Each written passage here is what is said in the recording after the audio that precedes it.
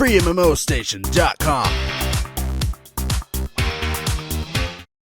What's going on, FreeMMOStation? I'm Skyland Shore, and this is going to be my first impressions on Tree of Savior, a new online action RPG coming to the West. You're from the East, so it's another localized game, and maybe I'm not as excited as I should be. I feel like I should be so much more hyped, you know. Like let me come down to your level, guys. Ground level here, eye to eye, consumer to consumer. You know, I'm not here to review the game or anything really. It's just I'm like you guys, and you guys are probably, or were, super hyped for the game. If not, well, then you don't know the history of the game. But basically, oh man, so much love and passion from the community and its developers are being put into this game. But, and this is the big ass but, there's something fucking going wrong with the localization, with the Western release. I don't know what it is, but some of the translation is just straight up not even English. Like, it's just symbols. It's not even correctly like been QA tested in the least.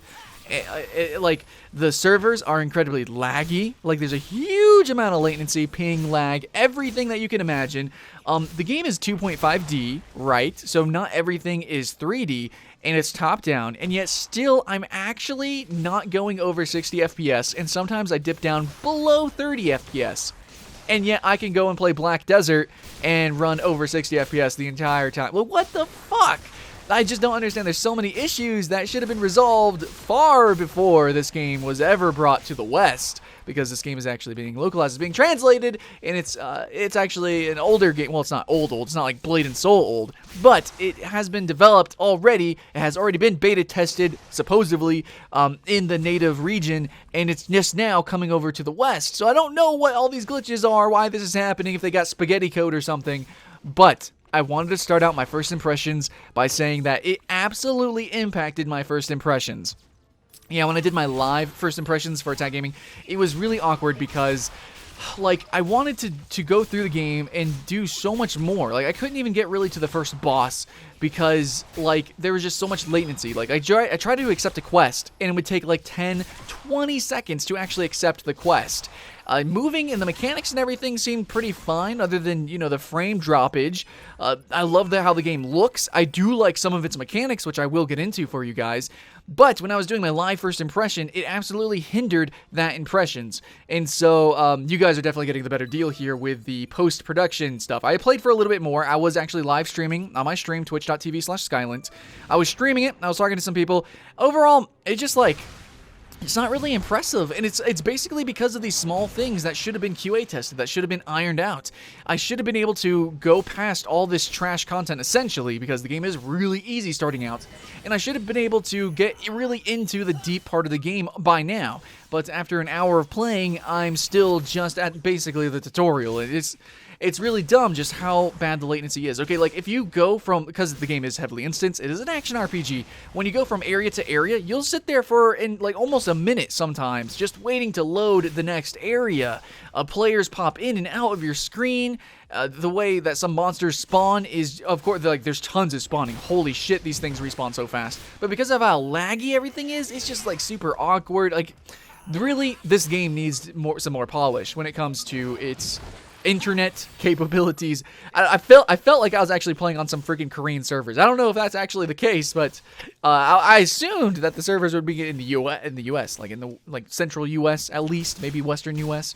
But overall, like, the experience was pretty bad. Though I can tell that the core gameplay is actually pretty good. So let's talk about that, okay? So yeah, it's a 2.5D action RPG. And it's 2.5D in the truest sense, as in your characters are actually like 2D sprites. Though, however, because of that, the sprites themselves and some of the animations of the monsters aren't actually at 60 FPS. So you can play the game at 60 FPS and everything looks smooth. But the animations of your characters are obviously going to stutter because I believe they are actually hand-drawn, well, digital painted. You know, they're actually sculpted, curated characters, hand-drawn. I'm going to call it hand-drawn because that's what it really looks like. It's probably digital and shit, but whatever. Hand-drawn characters, and so you can't have every frame, like 60 frames of hand-drawn. I mean, you could, You could, but it would be really, really fucking hard, especially for an MMO. So, speaking of that, though, your character has, like, almost no character customization. You know, that's a big thing. Yes, it is hand-drawn. The game does look beautiful, but because of that, you are going to sacrifice some things, such as variety. Not just in the frames, but literally your character customization is null. You can't even change skin color, which is actually a really easy thing to do, which is an easy recolor. If there's an option, I didn't see it. You can't change skin color, you can't change, like, the faces. They do have really good face animations, I think, and overall I really like the art style of everything. I do like, you know, some monsters seem really cutesy, some are a little bit more hardcore, but overall the game has like this cutesy, a little bit like serious, almost even like adult tone to it all. It kind of reminds me of like a children's story or something like that, but not like for like 2-year-olds, more like for a 10-year-old or something. Like, I don't know, there's really good art, but it has like this chibi look to it. It's not super hardcore and serious like Diablo or Devilian, but there's also sort of like this innocence to it all. But then at the same time, you do have over-sexualization, and you do have some pretty intense monsters that have some really scary sound effects. Holy shit.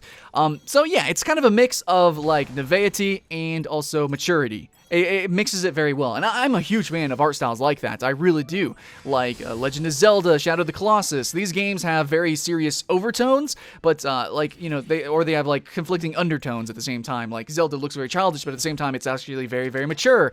Shadow of the Colossus looks very mature, but it's also at the same time kind of childish in its art style. It's very simplistic.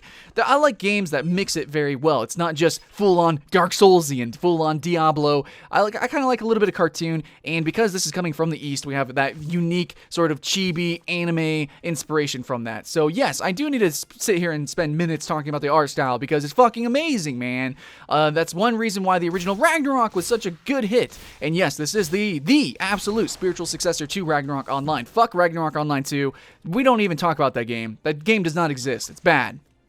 This is a spiritual successor. It's made by the same people who made Ragnarok Online, at least the main, you know, sculptors of that game. So, we got the main names making this game. Maybe if you wear some nostalgia goggles, you might have extra fun with this game. Me, however, I did not play Ragnarok Online, like, much at all, so I don't have those nostalgia goggles. However, I can already see, though, that the game's difficulty needs to be ramped up. It really does. Like what they did with Black Desert Online when it came to the West, it is way too easy. I mean, at the same time, it's really fun to, like, kill hordes and hordes of enemies, but it's, like, it's so redundantly easy. Like, there's really, literally no challenge, at least where I am right now. When I was fighting some of the bosses, I even picked the class that had the highest difficulty, and I went and looked at the community forum boards to see which class had the hardest time surviving. So I picked the Archer, which is supposed to be, like, one of the more difficult classes to play, especially because of the mechanics of the game. But I was able to master the mechanics really easily, and basically I just owned the game. Like, I didn't even get hit, like, not at all, from multiple bosses, from fighting trash mobs. I didn't get hit. And I was an archer, and I didn't have any true escape. I don't have any leaps or anything. But because if you master the mechanics, you can do a whole lot in the game. However, the AI doesn't take advantage of that. Like, you have these really cool kiting mechanics where you can actually move backwards while attacking, and you can stutter step, and you can do all sorts of crazy things with your character that's actually, like, I don't know, man. It just blows your mind if you're actually a really good mechanical player. Like, if you play League of Legends or Diablo, Path of Exile, and you're really good at, you know, your mechanics, your base mechanics, you can do a whole lot in the game. If you're not good, then maybe this game will actually present some challenge, but if you've actually played, like, any other action RPG or any other game that uses this sort of control scheme, if you're good at orb walking, you know, stuff like that, those kind of terminologies, like in League of Legends, orb walking, Dota 2, if you ever played one of these games and you know the mechanics, then you are seriously just going to cakewalk through it. You absolutely will. Maybe it changes later on. Maybe there are actually some more aggressive mobs later on that actually will charge you, that are faster than you, unless you totally just completely run away. You do run out of resource really easily, at least for the archer, so there's that. But then again, you can just auto-attack and kite forever. So I don't know. I want to see more aggressive monsters. I want to see more aggressive attacks and stuff like that. But so far, it was just really easy. Basically, the monsters would just do, like, these incredibly telltale abilities, and they would just spawn monsters, but you can just kite around the monsters. And in fact, one thing that I think I would like to change for the game, but it's not going to happen, but basically, when you target something, your attacks will hit that target, okay? Like, you do have skill shots and such, right? Tons of skill shots in the game, but if you do an auto attack, or you just point at a monster, there is no collision in between you and your target. So if there's, like, a little minion in front of you, you're not going to collide, your ability's not going to collide with that minion, okay? So it's not like in Dark Souls, where you actually need to cleave through hordes of enemies to actually hit the boss, boss or strategically kite them around and then rush the boss. Like, you don't have any shit like that. You just do your basic orb walking and you're gonna GG, you're gonna win the game. There are lots of classes in the game, but you have a very limited start, and they are very usual. You have an archer, a mage, a cleric, and a swordsman. It's incredibly usual. The weapons that you get are, very usual. The mechanics, though, the base mechanics of the game do add a little bit to the game, to at least my experience, because you do actually move while attacking. But we need to talk about that. You have a huge advantage if you play either with a gamepad or you play with mouse and keyboard. Absolutely, if you play mouse and keyboard, you will have a insurmountable advantage. If you just play with the keyboard, or potentially with the gamepad, maybe. I haven't tried the gamepad, but I assume. You're going to have trouble targeting and kiting backwards at the same time, because how the controls work at that time is you either tab target or it automatically targets who you are moving towards. And your attacks, whenever you start your attack, it kind of carries a momentum. So if you're moving forward while attacking, then you will still continue to move forward. You can't move backwards. So if you have a mouse and keyboard, you can aim and move at the same time in different directions. So I can aim forward while walking backwards, and I can kite infinitely better. So yeah, mouse and keyboard is the way to go with this game. But looking through the options menus, it seems like you have plug and play for controllers, and it kind of reminds me of Don't Starve in its controller aspect. I don't know if you guys ever played Don't Starve, but it seems like it's totally playable with gamepad and with mouse and keyboard. But if you just try to play with a keyboard, it's going to be really fucking weird. And for the gamepad, I don't know if you're still going to have the advantage that mouse and keyboard has, because you can move and aim in different directions. Maybe you can with the tab targeting. I'm unsure. It's still awkward. It's still just so much better to go with the default action RPG controls. That's just my opinion, okay? Because of the interesting mechanics of the game.